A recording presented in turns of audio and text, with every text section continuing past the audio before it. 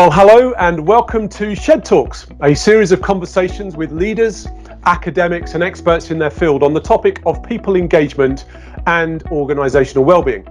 My name is Francis Goss. I'm Director Organisational Wellbeing at Gallagher. I'm also on the advisory board of Engage for Success, the UK's Employee Engagement Task Force, and also a member of the Pensions Dashboard Steering Group. Now, we often hear the phrase that people are at the heart of our business or our organisation. And I think it's fair to say that now more than ever, that narrative is really being tested as organisations are facing unprecedented challenges which impact their people and their organisational well-being. So in these talks, we'll be covering a number of topics over the coming series, including teamwork, financial well-being, emotional and mental well-being and health and physical well-being.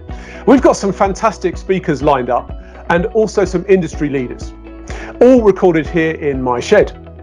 Now, earlier on, I caught up with Katy Downes. Katy's head of reward at Biffa, and talked about employee wellbeing, specifically around those frontline workers at Biffa. So let's hear now what Katy had to share about what's going on within Biffa. Okay, well, so during these unusual times, I think it's fair to say we all look for routine and normality. And one routine that thankfully hasn't stopped is the day our bins get collected. So I'm really delighted to welcome into the shed today Katy Downes. Katy is head of reward at Biffa. She's also held senior reward and engagement roles at organisations including Network Rail and Northamptonshire County Council. So Katy, welcome to the shed. Thank you. Hello, Francis. I'm actually in our playroom stroke office, but I feel like I'm in your shed. It's lovely to see you. Brilliant. Oh, it's great to connect again. And thanks very much for your time today. And I think last time we met, it was at your head office in High Wycombe in Creswick. Yeah. And I was really struck by the buzz and the kind of atmosphere in the office. It was really lively. And now here we are in lockdown. How are you coping with it? How are you finding working from home and what have you? So my daily commute has changed from a drive down the M40 to a short jog around the village to get my one piece of exercise a day. Right. I'm loving being able to spend a bit more time with the kids, although I definitely don't fit the homeschool teacher role as well as I possibly could. But all in all, I think, you know, the weather's nice and that's being kind to us. So not too bad, I'd say. Right, great. No, and I'm sure many would echo that view on homeschooling. I know my wife's a teacher and she's having regular classes and what have you with the kids. And yeah, it's challenging, but we're all adjusting and getting used to the technology and what have you. So listen, Biffa, hearing some really inspiring stories actually about Biffa and what your teams are doing out on the front line serving the community. I know that you have, or you're certainly supporting all of the NHS Nightingale hospitals. You've got this new Scoop service for contactless domestic collections, and also working with the likes of Sainsbury's to help them manage their recycling and fly tipping needs. So tell us a bit about Biffa and what you do there. Yeah, Biffa is a fabulously innovative company. It's been going for over 100 years. And we don't just collect waste, we recycle it, we treat it, we turn it into energy. We've got about 8,000 employees across the whole of the country. And we collect from up to 95% of UK postcodes. So we have a really broad coverage across the whole country. You're right about the NHS hospitals. We're absolutely thrilled to be able to be working with those new establishments as well. Right, and needless to say, I mean, that's your example of how you're supporting, you know, in this time. But what kind of impact is COVID-19 having on your people, your teams, your organisation? So as frontline workers, we have had our staff designated key workers, which is great because obviously that means we can still go out and do our collections. And the public have just been fabulous in supporting the people who collect their waste. And I'd like to talk a little bit more about that later on. But in terms of impact on the business, you know, our commercial arm has had a reduction in the volume of collections that it would normally make, primarily because the businesses that we support are actually closed. So bars, restaurants, gyms, all of those sorts of companies, they're just closed. so they don't need us to collect their rubbish. On the other side of that, of course, our municipal side of the business that collects household refuse is incredibly busy because we're all at home making more rubbish. I know I certainly am.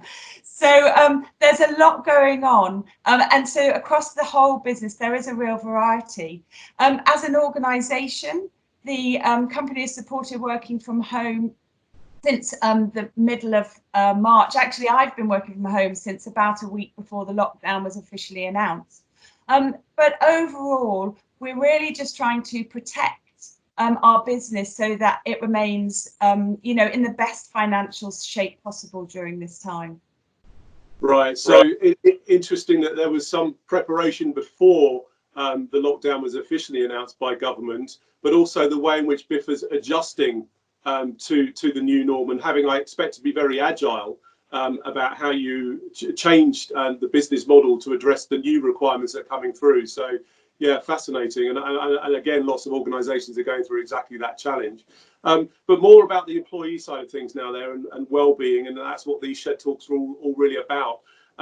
So what kind of impact has this had on your employee well-being at Biffa, your 8,000 staff? And also, what kind of initiatives have you put in place to help enhance and improve well-being at what's a really challenging time for people? Yeah, so well-being overall is something that's always been high on our agenda. It's something we're really invested in, and we're really proud of our approach to date anyway, not just during times of crisis. So we have a wellbeing manager. We also have a dedicated website, and much of our communication to our employees comes through our employee app. So this is a two-way app. We can obviously give information out to people, and there's all manner of facts and information and links you can get from there. But also it gives people the opportunity to contact us and to post pictures of things that have been going on. So that's a really lovely way for us to be able to see day to day what response people are feeling and having. And for months and in the past, we maybe see lovely sunset pictures of a Biffa truck in our Cornwall part of the country, where we service lots of municipal contracts down there.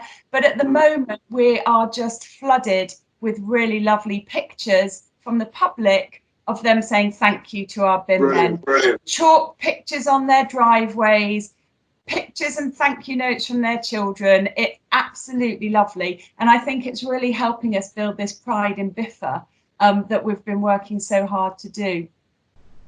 So we've also got sorry, I've diverted off your question. No, carry on. It's great. Carry on. So we very early on set up a COVID-19 response team so that we could have a consistent and transparent strategic approach to the pandemic.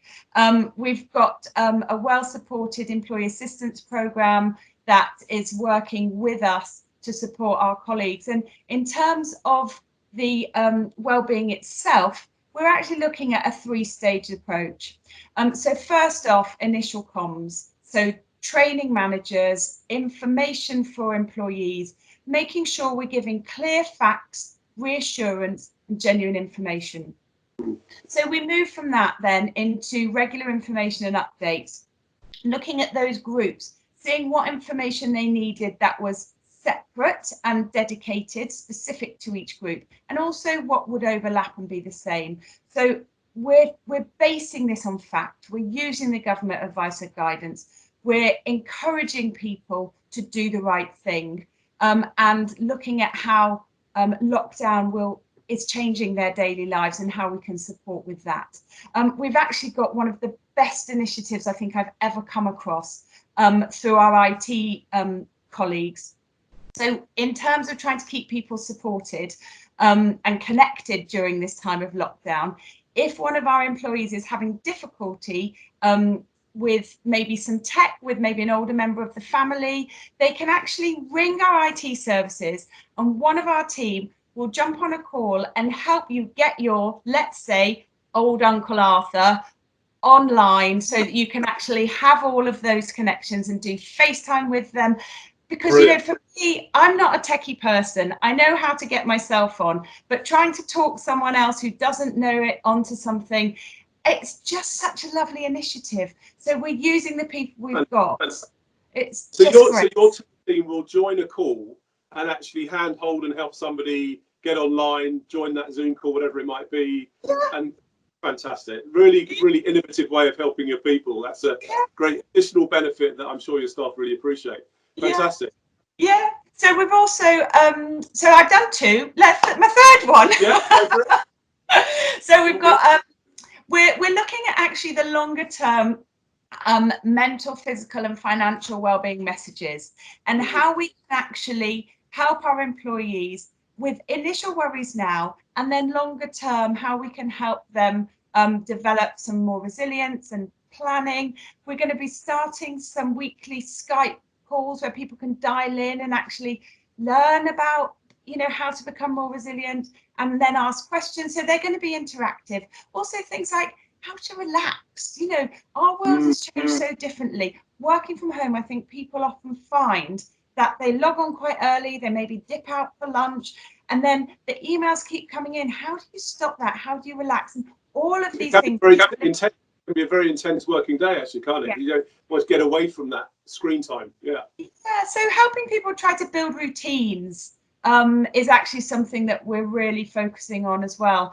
And the other thing I think I'm really proud of is that whilst we're dealing in the here and now with what's going on, we're also starting to think about, as lockdown is eased off, how can we help our employees think about getting back to normal life? People might be a bit worried about going on public transport again. So thinking about how we can phase this information out to people and really help support them in everything that they need to think about. That's brilliant. So there's the here and now. There's the almost segmented communication piece as well, but there's also the eye on the future. And it seems that one common theme for all of that is resilience. But another piece is almost being kind to yourself, being kind to others, and actually giving yourself that space in these difficult and unusual working days for a lot of people. Right. Yeah. Okay. Great. Yeah, it is. And actually, I suppose thinking about being kind to people, linking that through, we're actually running, our comms team have built this amazing campaign called High Vis Heroes. You might have seen some of the things I've shared on LinkedIn, but they're just little small videos which they bring together some of the things I've mentioned already. So the thank yous from the people who, are having their bins collected. We've had a letter from the MP for the Department of the DEFRA, Rebecca Powell. She's sent us a note to all the waste sector saying thanks very much. But actually bringing all this together and really trying to build pride in the work that we do, and how our people are really, really going above and beyond every day just to keep those bins being collected and keep the business running on. Yeah, really important points there about the power of pride in the job you do, but also appreciation from others for that job too. Really, really powerful currencies in HR and people generally.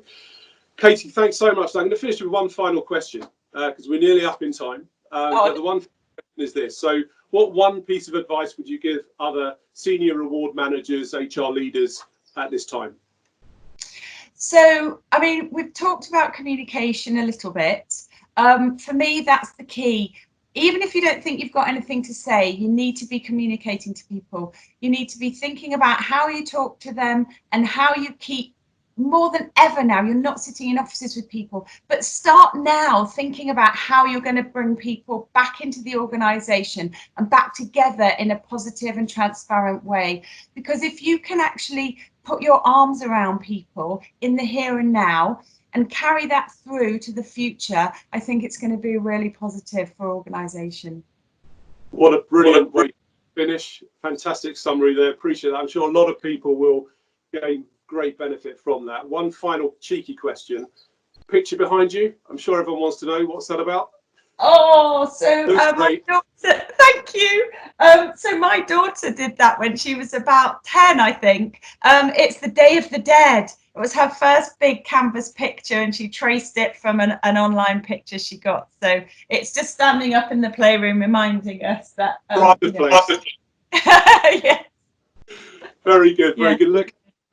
Thanks so much again for your time today. I'm sure that I'd love to, spend more time in the shed and chat through lots more questions, but that's just given us a really good overview of what's going on at Biffa, and all the best for your continued plans, and looking forward to meeting again in person when we're out of all of this and on the other side.